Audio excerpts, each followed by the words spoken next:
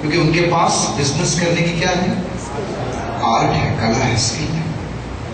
इसी तरह रसोई बहुत सारे लोग बनाते हैं, लेकिन कुछ लोगों के हाथों का खाना स्वादिष्ट होता है, तारीफ करते हैं, उनको प्रपोर्शन पता है, टेम्परेचर कितना देना है वो भी पता है, तो वो स्किल है, आर्ट है।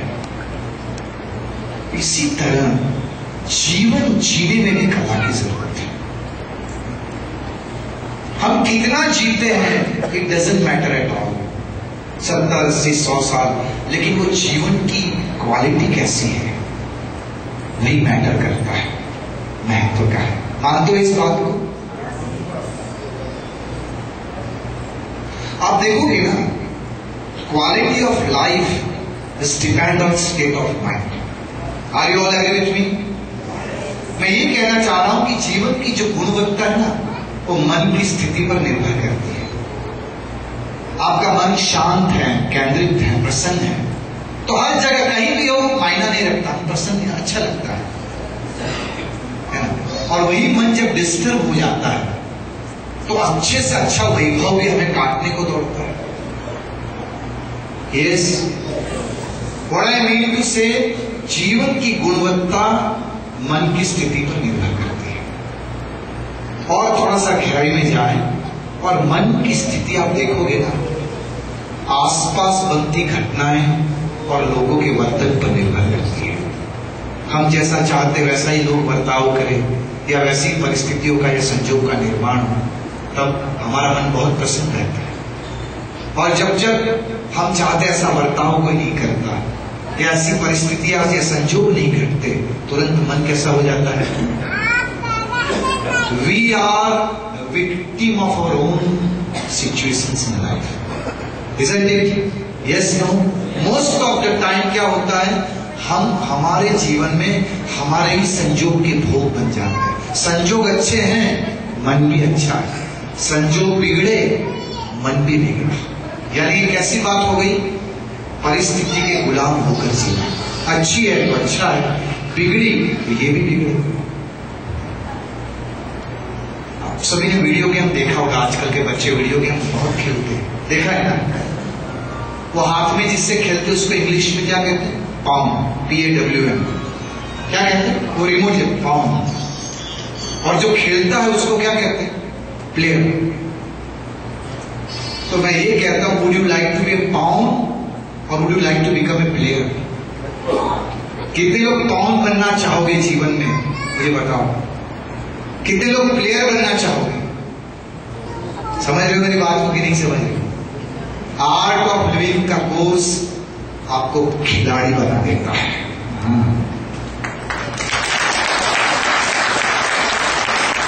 परिस्थिति चाहे कैसी भी हो, घटनाएं हम पर हावी नहीं होती है, हम घटनाएं पर हावी होना सीख जाते हैं। ये ताकत ये कोर्स है, और ये कोर्स साइंटिफिक भी है। और जैसे आपने सुना, इसमें सुदर्शन क्रिया या थोड़े से योगा भी है, प्राणायाम भी है।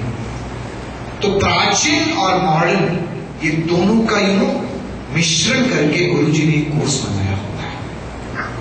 और इसलिए ये कोर्स में कोई भी बंदा आता है, चाहे अज्ञानी व्यक्ति भी आकर बैठता है या साइंटिस्ट या डॉक्टर भी आके बैठता है ना, वो सबको एक सलीका अनुभव होता है। 6 दिन में जीवन की जो गुणवत्ता है वो एकदम से बदल जाती है।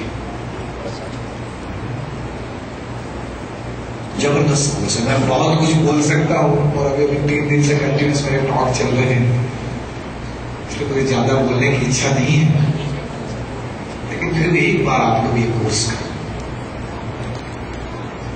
आप सभी को शायद पता होगा, हमारे अस्तित्व के, अभी मैं आपके सामने बैठा, मान लो अभी मैं कुछ बोलूं ही नहीं, तो मैं यहां बैठा हूं, वो कैसे आप तय करोगे? ये तो भी बोल रहा हूं तो हाँ ना से इंटरेक्शन हो रहा है, लेकिन मैं कुछ बोलूं नहीं, तो मैं यहां हूं वो आप कैसे कह सकते हो? तो मेरा बॉडी आपको दिख रहा है, हाँ या ना? तो शरीर ये अस्तित्व का पहला स्तर है। इसी तरह श्वास भी हमारा अस्तित्व का स्तर है। श्वास के बिना हम रह नहीं सकते चंद मिनट से ज्यादा। इसी तरह जो मन भी है अभी कान के द्वारा वो मुझे सुन रहा है, आंखों के द्वारा मुझे देख रहा है, और मन के आगे बुद्धि भी है जो भी निर्णय कर रही है, अच्छा बोल रहे हैं या अच्छा नहीं बोल रहे हैं। निर्णय कौन कर रही है? बुद्धि। और बुद्धि से भी आगे एक और है चित्त, मेमोरी। જેને આપણે ગુજરાતી લોકો બેઠા છે, અમારે ગુજરાતી ભાષા માં એને સંસ્કાર કહીએ। તારા તો સંસ્કાર જ હોવા જોઈએ, તું ક્યારે નહીં સુધરે। हैबिट, कुछ हैबिट्स ऐसी होती है जो बार बार आती है। आपने चित्त का स्वभाव यदि नोटिस किया होगा, मैं सबसे एक प्रश्न पूछ रहा हूं। मान लो कोई व्यक्ति आपकी 10 प्रशंसा करे, आप ये हो बड़े 10 प्रशंसा करें, कॉम्प्लीमेंट्स दे, और अंत में एक इंसल्ट करें, लेकिन यार ये ठीक नहीं है। हम क्या याद रखते हैं? वो 10 प्रशंसा भाड़ में गई, इसने मुझे ये कह दिया। आधी रात को भी हम जग जाते। आप गौर करोगे ना, जाने अनजाने में चित्त का एक स्वभाव है, हमने जानबूझकर नहीं बनाया।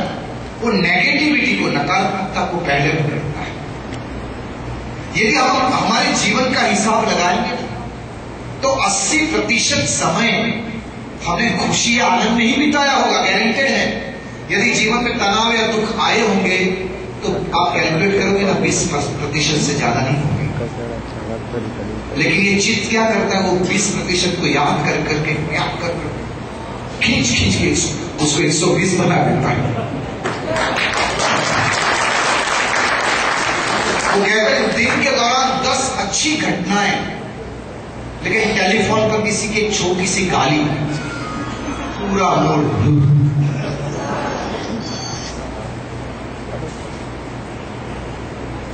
किसी की बेईमानी पर कभी भी डाउट नहीं आता है, लेकिन किसी की ईमानदारी पर तुरंत डाउट करते हैं। चित्त क्या करता है? नेगेटिविटी को पहले पकड़ता है, ये मेरा कहना है। अब ये चित्त के स्वभाव को कैसे बदले, इसका एक ही रास्ता है, और कोई दूसरा रास्ता है ही नहीं। शास्त्रों में लिखा है चित्त वृत्ति निरोधाः, दैट इज योग। वो योग या साधना या ध्यान द्वारा ही चित्त का स्वभाव बदलना संभव है।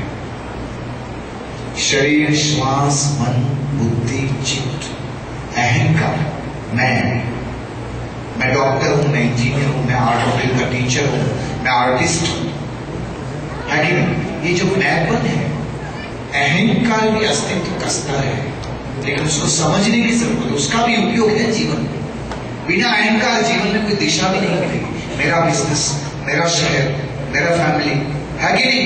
ये मैंपन की वजह से तो जीवन है, लेकिन कभी कभी अहंकार समस्याएं भी खड़ा कर देता है। अहंकार को समझना जरूरी है। समझ लेते ना तो जीवन बहुत आसान होता है। और इससे आगे स्व, जिसको हम कभी सेल्फ कहते हैं, आत्मा कहते हैं, एनर्जी कहते हैं। ये कोर्स बड़े बड़े फंडामेंटल या बड़े बड़े ज्ञान की बात नहीं करते। ये कोर्स सिंपल, ये 7 स्तरों के बारे में थोड़ी थोड़ी जानकारी दी जाती है और अनुभव दिए जाते हैं, और इससे जीवन में इतना परिवर्तन आ जाता है कि आपका देखने का नजरिया ही चेंज हो जाता है। Are you getting what I'm saying? इस कोर्स से क्या मिलता है पता है? डिजीज फ्री बॉडी, क्या? रोग मुक्त शरीर, क्लियर फ्री ब्रेथ, यानी शांत तरल श्वास। अक्सर आप टेंशन में होते हो, आप गौर किए होंगे श्वास बहुत तेज या फास्ट चलती है। गौर किया है सब? किसी पर गुस्सा आता है, आप चेक करना, या जब भी अंदर फ्रस्ट्रेशन करते हैं कि नहीं? तो ये कोर्स से रोग मुक्त शरीर, चंचलता मुक्त श्वास, तनाव मुक्त मन, कॉन्सेप्ट फ्री बुद्धि, ट्रॉमा फ्री मेमोरी चित्त, और ego that includes everybody, and misery free self, ये मिलता है इस कोर्स से।